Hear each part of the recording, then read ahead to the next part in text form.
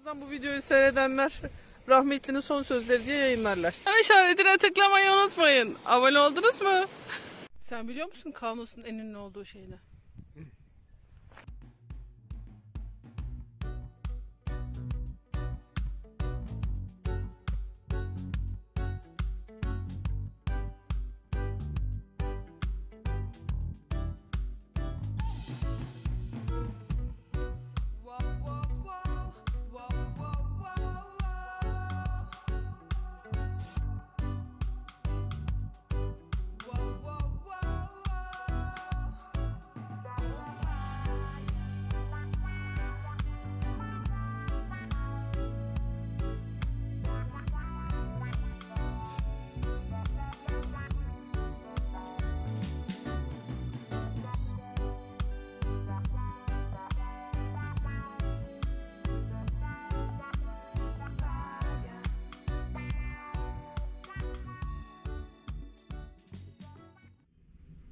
Sistem geliştiriyor kendi orada.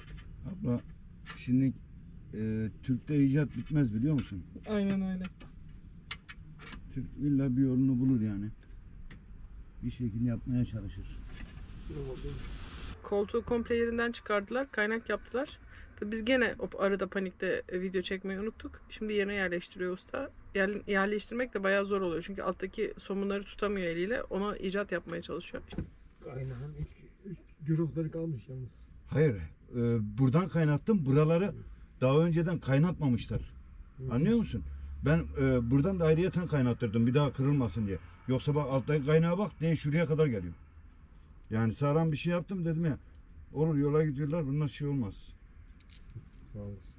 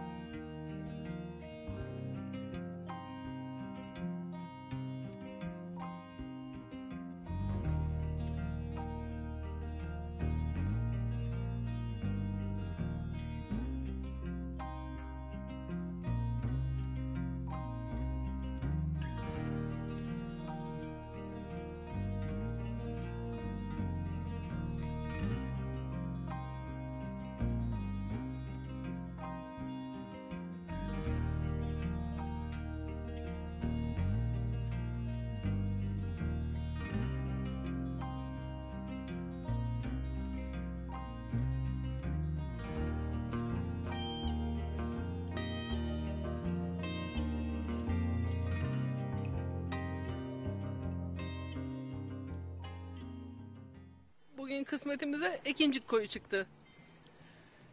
Köyceğiz'de Sultaniye köyüne gittik. Sultaniye kaplıcalarına gidecektik aslında. Ama kapalıymış pandemi dolayısıyla. Biz de dedik hazır gelmişken şu Ekincik koyunu bir görelim bakalım. Biz hiç görmemiştik. Tabi koya gelen, bir de böyle güzel ve boş bir koya gelen Haluk ne yapar? Haluk, ne yapıyorsun? Aha, drone. Sherlock. Haluk drone uçuracak. Haydi. Görelim bakalım ne yapmış, ne çekmiş.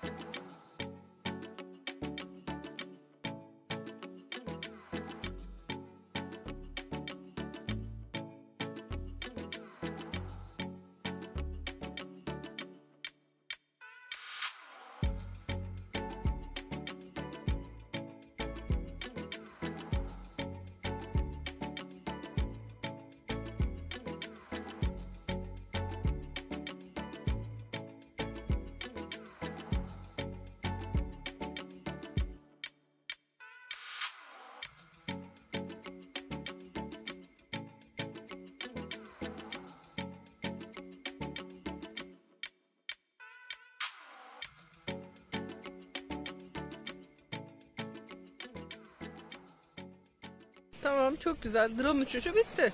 Ama biz ikinci koyuna diye gelmemiştik ki buraya. Sultaniye'ye gidecektik. Oradan tekrar Köyceğiz'e gidecektik. Yumurta çürüğü kokulu sularda yüzecektik. Orada bir tane minik restoranımsı bir yer vardı. Oradan pide falan yiyecektik. Dolayısıyla hiç akşam için ne pişiririz diye de düşünmedik. Ne yapacağız şimdi? Bilmiyorum. Peki. Sucuklu yumurta. Çok güzel. Yumurtamız var mı? Yok. Bugün biz Akyaka'da sabahleyin birazcık ot topladık. Ne otuydu? Yabani sarımsak ya da yabani pırasa denen bir ot. Akşamleyin onunla arabada birazcık da bulgurumuz vardı galiba. Öyle bir şeyler yapıp idare edip yiyeceğiz bugün. Çünkü hiç yiyecek...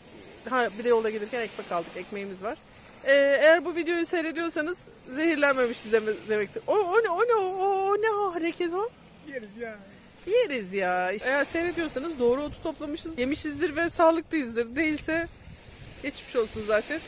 Artık arkamızdan bu videoyu seyredenler rahmetlinin son sözleri diye yayınlarlar. Birazdan yemek yapmaya gireriz içeriye. Ama ondan önce Haluk'un drone görüntülerini de görseniz de birazcık da ben yeryüzünden görüntüler göstereyim size. Küçük güzel bir koy burası. Yabani zambak ya da yabani pırasa ya da yabani sarımsak denen otlardan yapacağımız yemeği yapmaya başlıyoruz. Tamamen simultane yapıyorum çünkü elimde bir tarif yok. Nasıl yapılacağı hakkında bir fikrim yok. İşimden geldiği gibi yapacağım. İnşallah güzel olur.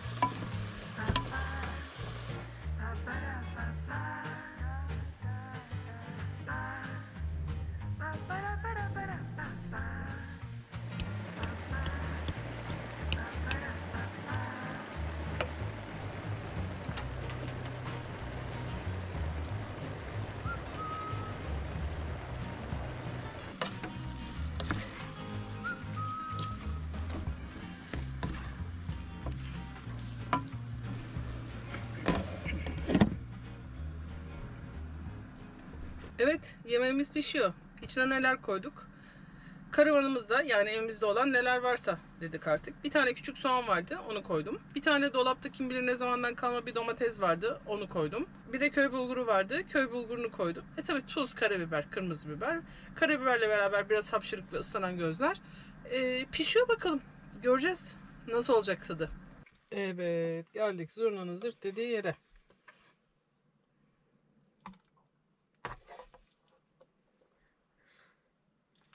Dağdan taştan topladığımız otlardan yapılan yemek.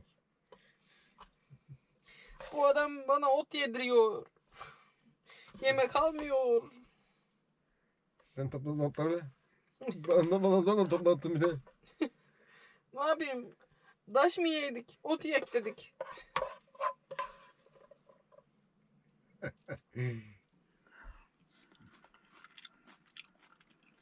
Evet. Yani yenilebilir. Yenilebilir. Haluk'un yemek konusundaki kriterleri şöyledir. Bir yemek yenilebilir. Bir daha yapılabilir. Harika olmuş, hep yap. Bu hangi kategoride? Bir daha yapılabilir. Bir daha yapılabilirse güzel demektir aslında. Harika olmuşu beklemiyordum zaten ama bir daha yapılabilir kısmı bile gayet güzel. Bir de ben bakayım bakalım tadına.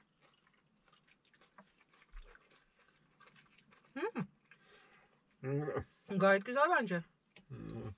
Kesinlikle. Beklediğimden iyi. Demek ki neymiş? Dağdan taştan topladığınız otlarla da karın doyabiliyormuş. Hem de tazecik. Bence bayağı güzel olmuş. Bol sebzeli, az bulgurlu bulgur pilavı gibi. Bir de bu videoyu size gösterebilirsek çok süper olacak. Evet, bu videoyu da seyrediyorsanız zehirlenmemişiz de demektir. O zaman olay bitmiştir. Kiraz biberi turşumuz da var. Hem de gurme. Sonradan mı gurme? Sonradan gurme. Peki. Bugün manzaramız böyle.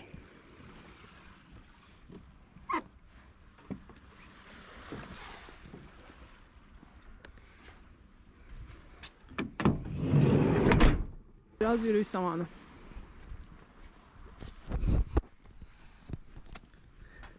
Oo, Sherlock koşa koşa gidiyor. Niye? Çünkü babişkini buldu. Buradan iniş var mı? Varmış.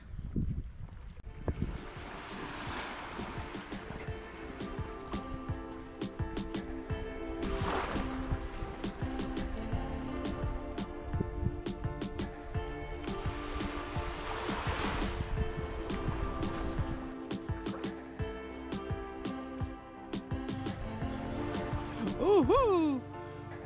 Onu yazdıktan sonra drone uçurman lazımdı.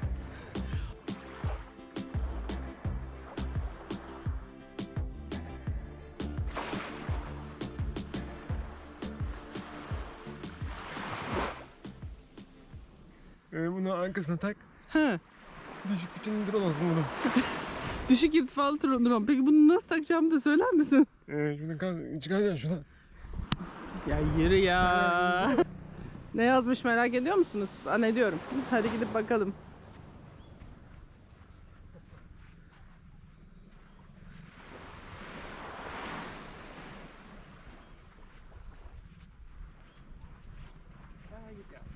Çaylak ihtiyar.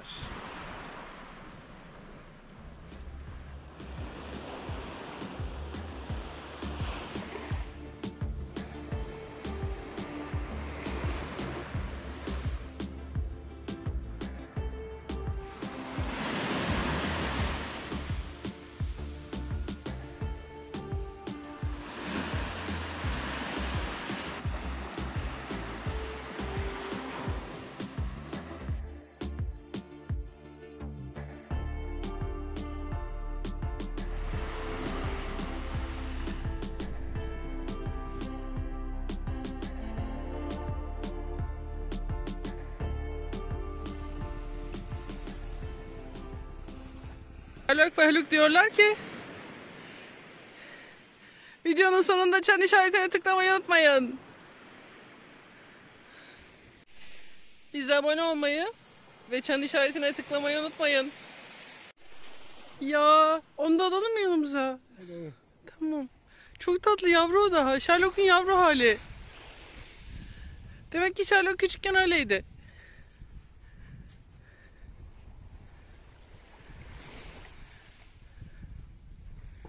Yürüyüşlere baksana, patiler falan daha bebiş o.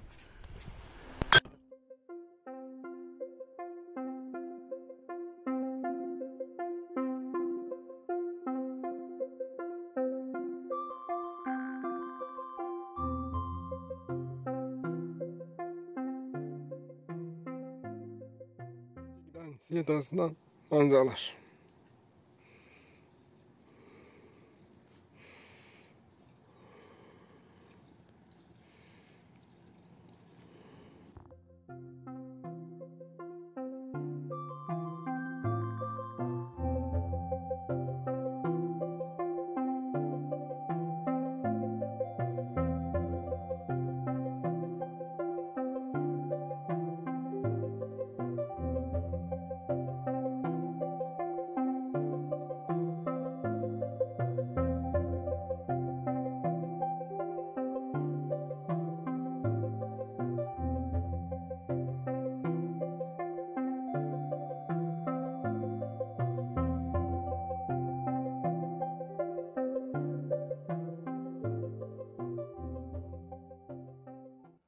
Karşısı Kaunas Antik Kenti.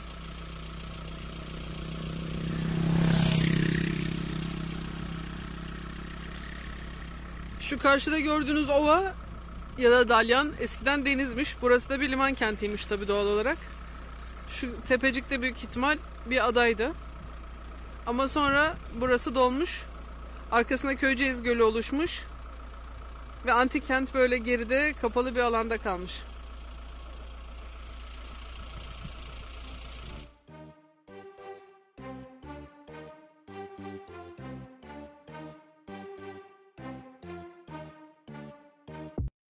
Genelde duyduğumuz efsaneleri sizinle paylaşmayı seviyoruz. Siz de merak ediyorsunuz zaten. Kaunos'la ilgili de bir efsane var. Diyorlar ki Miletos'un ikiz çocukları varmış. Biri kız, biri oğlan. Biri Kaunos, biri Biblios. Kaunos ve Biblios ikizler birbirlerine sevdalanınca uygunsuz bir ilişkiye girmişler. Böyle olunca Miletos da Kaunos'u ülkeden kovmuş. Biblios hastalanmış, ölmüş. Kaunos da gelmiş ve buraya Kaunos diye bir antik kent kurmuş. Yani antik, tabii ki şimdi antik, o zaman antik değilmiş. Buraya bir kent kurmuş. Buraya bir kent kurmuş. Burası Ya tamam. arı kondu elimin üstüne. Burası bir ticaret kentiymiş ve de limanı aslında ağzı da kapatılıp açılabilen bir güvenli bir limanmış. O zamanlar için çok çok büyük bir şehirmiş burası. 152 metrelik bir tepenin üzerindeymiş Kaunos antik kenti. Sonra zamanla şehir burayı alüvyonlarıyla doldurunca ve işte sinekler nedeniyle kent halkı mahvolmuş ve gitmişler. Ama zamanında o kadar zenginlermiş ki kendi paralarını bastırabildikleri bir uygarlıkları varmış. Şehrin kuruluşu M.Ö. 1000 yıllarındaymış. 3000 yıllık bir şehir burası. Ve çok geç de keşfedildiği için çok sağlam kalmış aslında. Tamamı kazılabildiğinde bence Efes'ten daha görkemli bir yer olabilir burası. Ama yine de benim favorim hala Sagalassos. Sagalassos videosunu izlediniz mi? Bence izleyin. Link burada. Nereye koyacaktık? Sen orada sağında, sonunda. Şuraya koyalım. Şuraya Halumburnu'nun üstüne koyalım. Linkini. Şuraya konuluyor mu? Evet, bilmiyorum işte oraya buraya bir yere, bu sayfalarda bir yere linkini koyuyoruz. Sagalassos. Şuraya konuluyor. Bak ya. Sagalassos bir numaram hala. Senin? Benim de öyle. Senin de mi öyle? Evet, biz Sagalassos diyoruz hala. Daha iyisini buluncaya kadar Sagalassos favorimiz. Sakalassos'un çeşmeleri hala akıyor. Ve çok büyük orası. Çok güzeldi. Bu arada siz hala abone olmadınız mı? Seyrediyorsunuz, niye abone olmuyorsunuz? Bakın uygarlıklar yok oluyor, gidiyor, insanlar ölüyor, adları kalmıyor. Abone olun, adınız kalsın. Bizim adımızı çocuklarınız belki annem babam bu YouTube kanalına abone olmuş. Niye olmuşlar ki acaba falan derler, dönerler, bakarlar. Yeteri kadar acındırdım mı kendime? Çok. Tamam, iyi, hadi abone olun.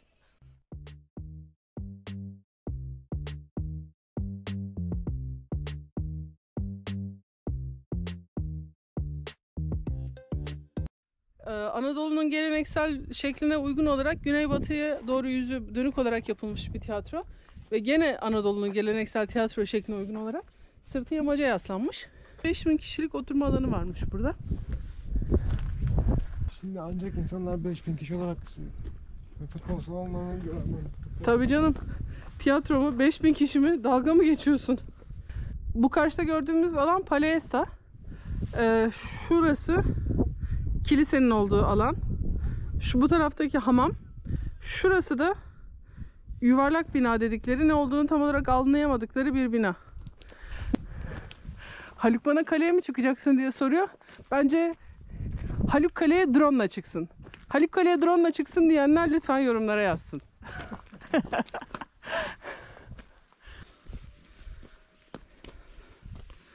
Bunlar da bizim dün yemek yaptığımız, lezzeti çok güzel olan ve ölmediğimiz yemekler. Ne? Bravo. Ve tiyatronun en tepesine çıktık.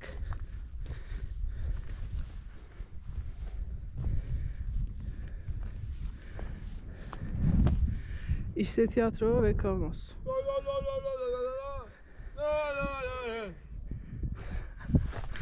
Bir canlı yaşamak istediği zaman yaşıyor. Tiyatronun basamaklarının arasından zeytin ağaçları çıkmış. Kocaman olmuşlar. 2500 senenin içinden kök salmışlar.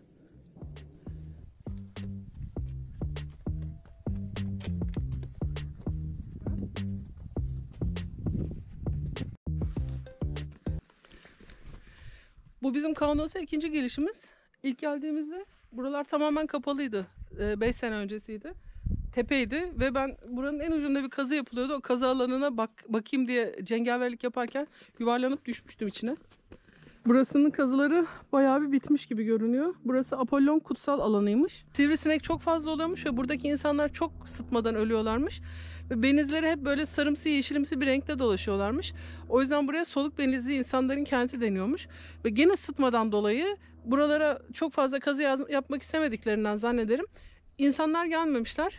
1965 yılında zannediyorum kazısı yapılmaya başlamış buranın ve Türkiye'nin en geç kazısı yapılmaya başlanan antik kentlerinden bir tanesi. İçinden çıkan tarihi eserlerde daha bozulmamış, daha yağmalanmamış bir şekilde duruyor. İşte sıtma bazen bazılarına zarar verirken bazı şeylere de fayda sağlayabiliyor demek ki. Çok da güzel kazılmış şu anda.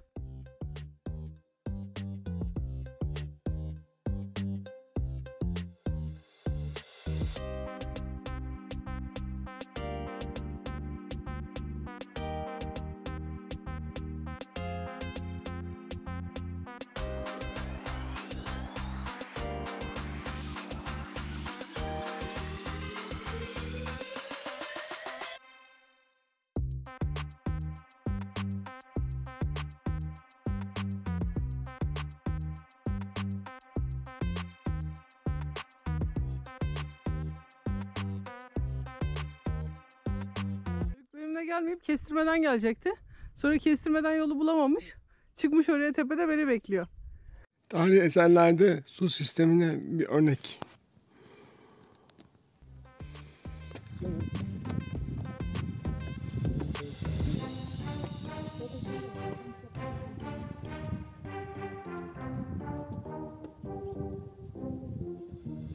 Sen biliyor musun Kaunos'un en ünlü olduğu şeyini? Eşekleri. Bunlar Kaunos eşekleri. Çok güzeller ama ya. Şunlara baksana. Gözlerinin güzelliğine baksana.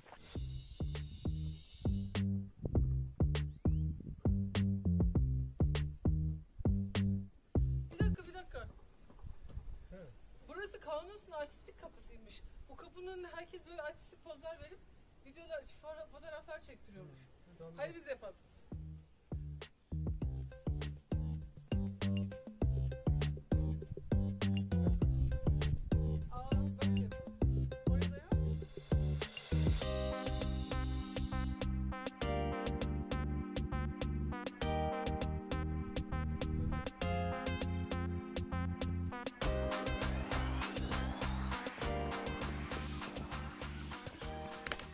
Video bitti. O zaman ne yapıyoruz?